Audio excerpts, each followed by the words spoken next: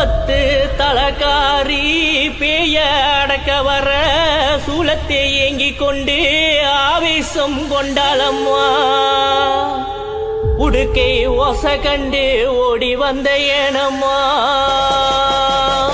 சங்கு ஓசை கண்டு ஓடி வந்த தேவியம்மா.